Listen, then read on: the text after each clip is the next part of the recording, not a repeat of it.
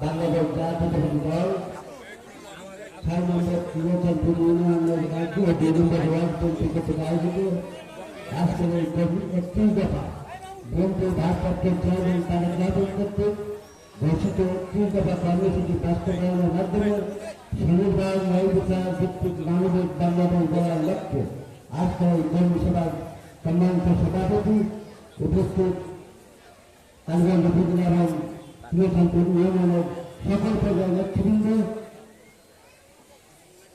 সবাইকে এবং আমার সামনে যে সমস্ত নেতা কর্মী সমর্থক আছেন, বিশেষ করে আমার মা বোনেরা যারা উপস্থিত হয়েছেন সবার প্রতি সালাম আলাইকুম। এবং আমাদের সোনাগঞ্জ জন্মভূমি যারা উপস্থিত এসেছেন তাদের প্রতি আদাব এবং শুভেচ্ছা জানিয়ে আমার সংক্ষিপ্ত বক্তব্য আমি শুরু করছি। সময় প্রতি সংক্ষিপ্ত একটু পরে আমাদের আদান হবে, আবার সনাতন ধর্মাবলম্বীদের মন্দিরে সানাই বাড়বে, তাদের তাদের প্রার্থনায় যাবে, কাজেই বক্তব্য দীর্ঘায়িত করার সুযোগ নেই। আমাদের নেতা তারেক রহমান 31 দফা বাস্তবায়নের জন্য 2023 সালে 31 দফা দিয়েছিলেন। সেই 31 দফায় আগামী রাষ্ট্র কাঠামো কি হবে সেটা নির্ধারিত ছিল। সেখানে একটি বাংলাদেশ কিভাবে পরিচালিত হবে সে বিষয়ে সকল নির্দেশনা দেওয়া ছিল। কিন্তু আমরা এখন দেখছি একটি দল, একটি রাজনৈতিক দল যাদের জনভিত্তি নাই, তারা এখন পিয়ার করতেছে। সবাই মিলে পিয়ার মানে আপনি ভোট দেবেন কাগজী মধুপুর, নেতা হবে রাষ্ট্রের কাগজ লোক, এমপি হবে রাষ্ট্রের কাগজ লোক, বুঝতে পারছেন? এটা একটা পিয়ার। এই পিয়ার বাংলাদেশ জাতীয়তাবাদী দল মানে না, বাংলাদেশের সাধারণ জনগণ মানে না। আমরা স্বাধীন রাষ্ট্র স্বাধীন 71 সালের পর থেকে এদেশের মানুষ জানে ভোট পাচ্ছে, ভোট দিতে হবে, আমাদের একজন প্রার্থী থাকবে, প্রতীক থাকবে, সে জিতবে, ভোটের মাধ্যমে জিতলে সে হবে আমাদের এমপি, তাই না? কিন্তু এখন আমরা চাই স্বাস্থ্য তারা ঠিক আছে, আমরাও বুঝবো, তারাও বুঝবে। আমাকে যদি বলি ভাই আমাকে একটু বুঝাই দেন, তাও বলবো, তাই বলবো। সম্মানিত নেতৃবৃন্দ, আগামী অল্প কিছুদিনের মধ্যেই জাতীয় নির্বাচন ফেব্রুয়ারির মাঝামাঝি, অর্থাৎ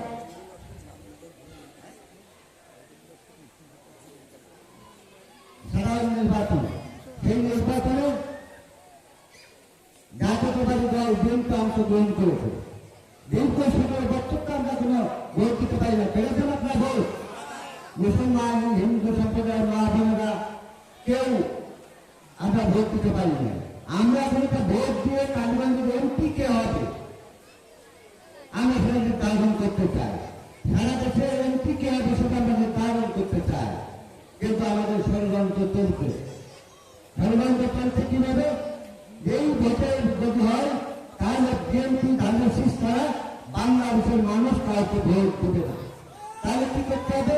পিয়ার পদ্ধতি, এ পদ্ধতি দিয়ে নির্বাচনকে বানচাল করতে হবে, পিছিয়ে দিতে হবে। এটাই তো ষড়যন্ত্র চলছে, কি ঠিক না? সেটা তো ষড়যন্ত্র চলছে, মানে মুনাটাকে ধরে থাকা দরকার। একদিকে বলছেন পিয়ার পদ্ধতি না মানলে আপনারা ভোটে পাবেন না, ভোট পাবেন না। আর একদিকে কি করছেন? রাজ্য বন্ধ করে গোপনে যে লিফলেট বিতরণ করছেন, কি গাড়ি পাল্লায় ভোট চাচ্ছেন। কোন মুসলমান কোথায় ভোট খারাপ করতে পারে? কোথায় হয় ভোট খান, ভোট হবে, সেই ভোটে কোচিকে ভোট চান, আর তা নাহলে বরেন্দ্র আমরা পিয়ার না হলে আমরা ভোট দেবো না। এক পক্ষ থেকে, দুই পক্ষ থেকে গেলে আমরা পেতে পারবো না, তার দুই পক্ষ থেকে আবার কি করতে পারবো না। আপনারাই বলছেন মা বোনেরা, আমাদের সনাতন ধর্মাবলম্বীরাই হিন্দু দিদিমা কাকিমারা আছেন, তাদের কাছে হয়তো যাচ্ছে কিনা আমি জানি না, তবে মুসলমান নারী পুরুষদের কাছে যাচ্ছে, বলছে কি আমি সবাই ধর্ম ইসলাম মানি, হিন্দু সম্প্রদায়ের মানুষ, সনাতন ধর্ম মানুষ, তারা তাকে পূজা অর্চনা করে, আমরা নামাজ পূজা করি। যেখান থেকে যে দাঁড়িয়ে পাল্লায় ভোট না দিলে তাকে বেরোতে পাওয়া যাবে না। আখেরাতে কে আমাদের যদি আগামী পৃথিবীর সমস্ত মানুষ, শুধু মুসলমান না, সমস্ত মানুষের ভালো মন্দের একটা বিচার হবে। সেখানে সেই বিচার কি বলছে যে কে ভালো করছে, কে খারাপ করবে, তার একটা মাপ হবে। সেটা নাকি দাঁড়িয়ে পাল্লা দিয়ে মাপ হবে। এই জন্য দাঁড়িয়ে পাল্লায় ভোট দিলে আপনি বেরোতে যাবেন। এই কারণে বলতে দাঁড়িয়ে পাল্লায় ভোট দিলে আপনার বেরোতে যাবেন। এটা কি সোজে কোন মুসলমান বলতে পারে যে আপনি বেরোতে যাবেন না, আমি বেরোতে যাবো, বেরোতে যাবো? সেই সার্টিফিকেট কোন মার্কায় ভোট দেওয়ার মাধ্যমে হতে পারে? বেরোতে যেতে হলে ভালো মানুষ হতে হবে। নামাজ রোজা হজ জাকাত তালেবা এই 5টি স্তম্ভ আপনাকে মানতে হবে, ভালো কাজ করতে হবে। আবার নামাজ রোজাই করলেন, নামাজ রোজাই করলেন, পেটের বাইরে মা বন্ধুদের কথা তাকে জাতি বন্ধ করতে হবে। বেরোতে পারেন? আপনি মানুষের টাকা নিয়ে সুযোগ ব্যবসা করবেন, হোসেন ব্যবসা করবেন, বলতে পারেন? নামাজ রোজা হজ জাকাত তালেবা সবই মারবেন, 7বার হজ করবেন, কিন্তু তিনি বাইরে আপনাকে রাখবেন। তাহলে কি বেরোতে নেবেন? দেখলেন নাকি দাঁড়িয়ে পাল্লায় ভোট করতে না? এটা মুসলমান বিশ্বাস করে না। এদেশের মানুষ আপনার অশিক্ষিত মূর্খ নাই। ইন্টারনেটের মাধ্যমে কোরআন শিক্ষা গ্রহণ করে নামাজ পূজা করছে, হাদিস কোরআনে কি আছে সেটা দেখছে। আমাদের নবী সাল্লাল্লাহু আলাইহি ওয়াসাল্লাম কি বলছে বলে গেছেন, মানুষের কি কি করা উচিত তারা দেখছে। সবাই দেখে দেখে আমরা শিক্ষায়, কোরআনী শিক্ষায়, ইসলামী শিক্ষায় আমরা সবাই শিক্ষিত হচ্ছি। আপনার মতো আমার মতো কেউ গাড়ি থেকে রাখলেন তার কথাই সত্য, এটা কখনো হতে পারে না। তাই আপনাদেরকে সতর্ক থাকতে হবে যে আমরা দাঁড়িয়ে পাল্লায় ভোট দিলে যে বেরোতে পাওয়া যাবে, এটা যাদেরকে বোঝানো হচ্ছে তাদেরকে আপনারা বোঝাবেন। এটা মিথ্যা করে না, মিথ্যা। সত্যতে জানিয়ে আপনার বেরোতে পেতে হলে কালেমা, নামাজ রোজা হজ জাকাত এই ফলের প্রতিকে করতেই হবে। তারপরে ভালো মানুষ সেটা মানুষ সাক্ষী দিতে হবে। যে লোকটা পৃথিবীতে ছিল সে কোনো অন্যায় করে নাই। এই লোকটা কারো কাছে ঘুষ খায় না, সুদ খায় না।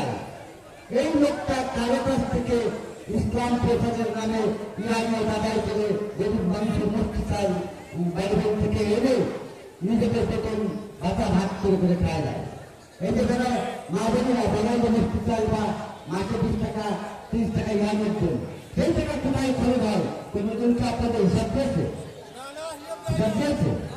এইটা সরকারি অনুদান আছে না, বিভিন্ন হিসেব আসলে কি হয়?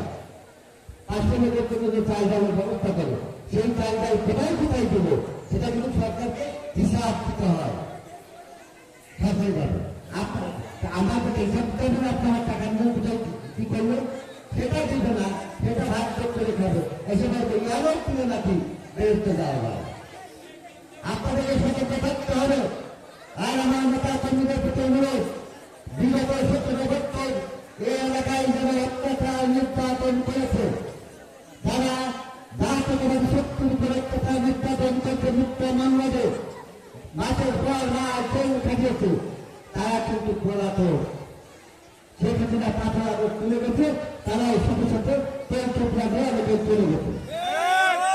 সাধারণ মানুষ যারা আছে, যারা এই 17 বছর ভয়ে ভিতরে এই আওয়ামী লীগের পিছনে ছিল, তারা কিন্তু আমাদের শত্রু না, তারা কিন্তু আমাদের শত্রু না। তাদের উপর যাতে কেউ অত্যাচার নির্যাতন না করতে পারে, এদিকে আপনাদেরকে খেয়াল রাখতে হবে। আগামী নির্বাচন প্রত্যেকের ভোট আমাদের প্রয়োজন। একদম তিনি মেজুরের যে এক ভোট, একদম প্রতিবেদনের কিন্তু একটা ভোট। কাজেই ভোটের হিসাব আপনাদেরকে করতে হবে। আজকের পর থেকে ঘরে ঘরে আপনারা মা বোনদের, দাদার পরিবারের মা বোনদেরকে, স্ত্রীদেরকে, কন্যাদেরকে আপনারা বলবেন, মেয়েরা বোনেরা আপনারা বাড়ি বাড়ি গিয়ে ধানের শীষের পক্ষে ভোট খান। যে ধানের শীষের পক্ষে ভোট খাবেন এই কারণে আপনাদের নেতৃত্বে খেলে গেছে। 75, 79, 80 বছরের বয়সে মাসের পর মাস, বছরের বছর বিনা কারণে জেল খেলায় ছিল, সেই মায়ের শান্তির আত্মার শান্তির জন্য, সেই মায়ের মতো হাসি ফুটানোর জন্য আপনাদেরকে বাংলাদেশে ভোট দিতে হবে। দুইজন মহিলা মহিলা নেত্রী ছিলেন বাংলাদেশে, একজন দেশ নেত্রী বেগম খালেদা জিয়া আর একজন শেখ হাসিনা। এত অত্যাচার অন্যায় করেছে, তাকে তো তাড়িয়ে দিতে হয় নাই। জনগণের ভয়ে ভারত থেকে হেলিকপ্টার নিয়েছে, তারাও চলে গেছে। আর আমার নেত্রী, আমাদের নেত্রী দেশ নেত্রী বেগম খালেদা জিয়া, তাকে বারবার জোর করে এই দেশ থেকে তাড়িয়ে দেওয়ার ষড়যন্ত্র করে হয়েছে। আমার নেত্রী দেশ নেত্রী বেগম খালেদা জিয়া বলেছেন, এই দেশে আমার জন্য আমার মৃত্যু হলে এই বাংলাদেশে হবে, ঠিক কিনা? তাহলে সেই মায়ের জন্য আপনারা আগামী ফেব্রুয়ারি মাসে আপনারা ভোটটা নিতে পারবেন না, মানুষের দাঁড়িয়ে ভোট চাইতে পারবেন না। দেশ নেত্রী বেগম খালেদা জিয়ার দিকে তাকিয়ে আমার এই নেতা তারেক রহমান বিনা কারণে মাসের পর মাস, বছরের পর বছর বিদেশে অবস্থান করতে, তাদেরকে দেশে আসতে দেওয়া হয় না। মিথ্যা মামলা দেওয়া হয়েছে, হাজার হাজার কোটি টাকা লুটপাটে অভিযোগ দেওয়া হয়েছে। আওয়ামী লীগ 15 বছর ক্ষমতায় ছিল, একটা অভিযোগকে প্রমাণ করতে পেরেছে? একটা অভিযোগে প্রমাণ করতে পারে নাই। তাহলে সেই তারেক রহমান আমাদের মাঝে ফিরে আসবে, তার জন্য আপনাদের কাজ করতে হবে। এখানে আমার কাকিমারা আছেন, পিছনে কাকিমারা, দিদিমারা, সামনে আমার মা বোনেরা আছেন, মা বোনেরা আছেন। আপনারা আমাদের কথা বলেন, দেশ নেত্রী বেগম খালেদা জিয়ার দিকে থাকে আগামী নির্বাচনে আপনি কি ধানের শীষের পক্ষে কাজ করবেন? তবে ধানের শীষের পক্ষে কাজ করতে হবে, ভোট চাইতে হবে, দাঁড়িয়ে ভোট চাইতে হবে।